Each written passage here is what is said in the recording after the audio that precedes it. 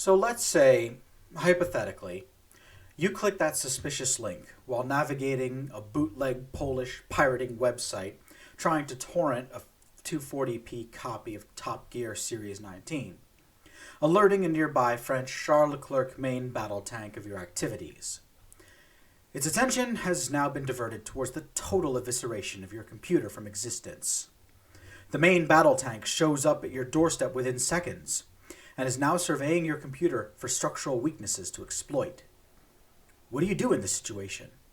Do you call 911? Do you get the Shabam composite reactive armor from the basement and prepare for the worst? Do you run away with your computer and enact a scorched earth policy? No, don't be foolish. This is no time for cocking about in this situation. Look into the abyss of those cruel, spiteful eyes. The Leclerc knows no fear. It can only see fear. It can smell your hesitation. It can hear your anxiety. It can taste the fight or flight response happening inside you, and it's beginning to look more like flight than fight. This is the malicious face of one who demands absolutely no association with any concept of morals. To it, the Geneva Convention is merely the Geneva Suggestion. There's no telling what it'll do next. Who knows what dirty tricks it has up its sleeve? Trench guns? Mustard gas? A vial of poison around its neck in case it gets captured? A plan to split up and massacre your army in one decisive cavalry charge? All we know is that it will stop at nothing to facilitate the faithful reunion between your computer and a 7-kilogram, 2-stage, long-rod, tungsten kinetic penetrator.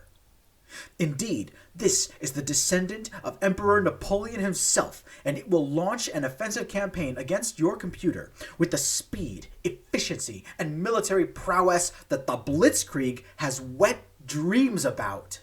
Does this sound like someone who has mercy? Do you think it will give you a centimeter of breathing room? No. Our only hope of surviving is to rely on our sharp wits to quickly survey the situation and accordingly formulate a plan. So let's get to it. I hope you've kept up with your main battle tank's reading, because there are several critical pieces of information we should be able to identify from this menacing silhouette alone.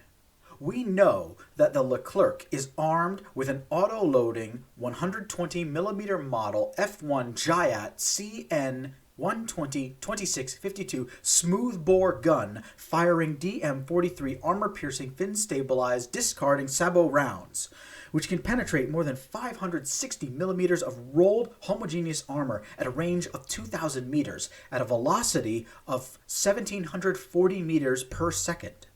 Your computer, on the other hand, has no armament of any kind, and its thin armor can only protect against limited small arms fire at best, not a 120mm APFSDS round to the face, which is a problem. So what if we up-armored it? True, your computer has an armor profile that forces the perpendicular projectile impact optimal for ceramic armor, but your computer will probably punch a hole in the ground due to the weight of 8 inches of steel welded onto it.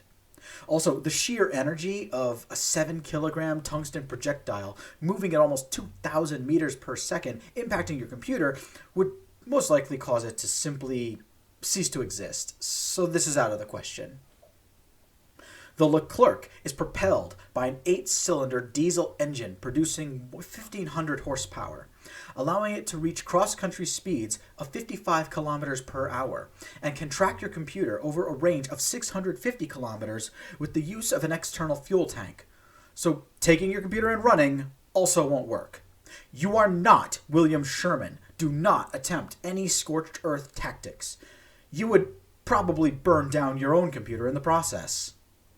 Given this information, we realize that defensive tactics are impractical. We will thus take an offensive position and eliminate the enemy ourselves.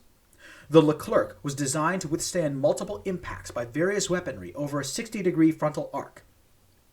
Therefore, as long as the Leclerc is facing you, which it will be, in order to theoretically penetrate this armor, we must use the proper ordnances.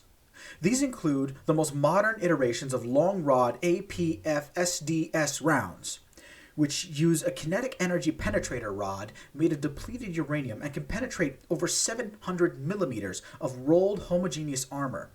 Or even tandem charge anti-tank guided missiles, which detonate in 2 stages and can penetrate more than 1,000 millimeters. Almost enough to get something through your thick skull. The problem with these proposed solutions is that most people do not just leave tandem charged warheads and depleted uranium rods lying around the house. Without these necessities, those layers of composite ceramic armor plates and reactive modules make the Leclerc virtually invulnerable.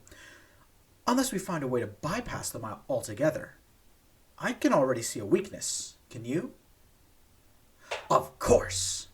The most modern main battle tanks lack protection in the roof area.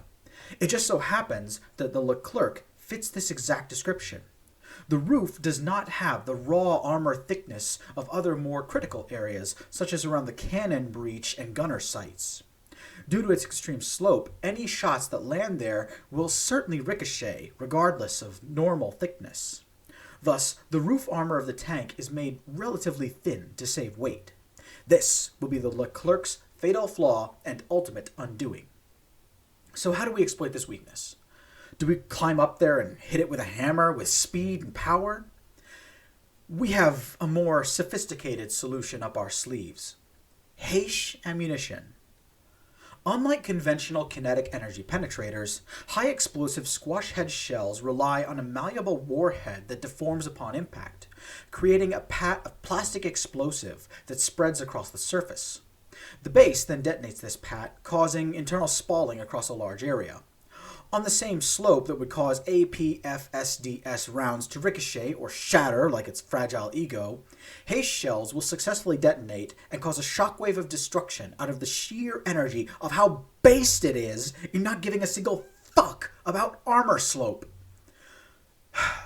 So how do we acquire Heish ammunition? Most people don't just keep random tank shells lying around. Don't worry if this is you. We will now put your baguette stash to good use. The oblong shape, soft, sensual texture, and delicate crust of a pristine French baguette resembles the components of a Heish shell. All that's missing is the shell filling. If we were to somehow give our baguette explosive properties, we would have ourselves un magnifique high explosive squash head round. We will now do exactly this. Hollow out the baguette and then insert a delayed action fuse. Next, fill the rest of the space with plastic explosive, leaving room at the top for the inert filling cap. Then, cut the baguette in 2 pieces to separate the shell and the shell casing. For legal reasons, I have to tell you not to do what I just did, but it's up to you to decide whether or not you want to follow that advice when there is a Leclerc waiting at your front door. We now have 1 Heish shell that is ready to fire. Since barrel rifling allows the shell to spin and disperse the plastic explosive filling over a greater area, we will now retrieve the Royal Ordnance L30A1 120mm gun emplacement that we have conveniently stored in the basement. Now observe as the Heish round detonates on the Leclerc and liberates our computer from harm.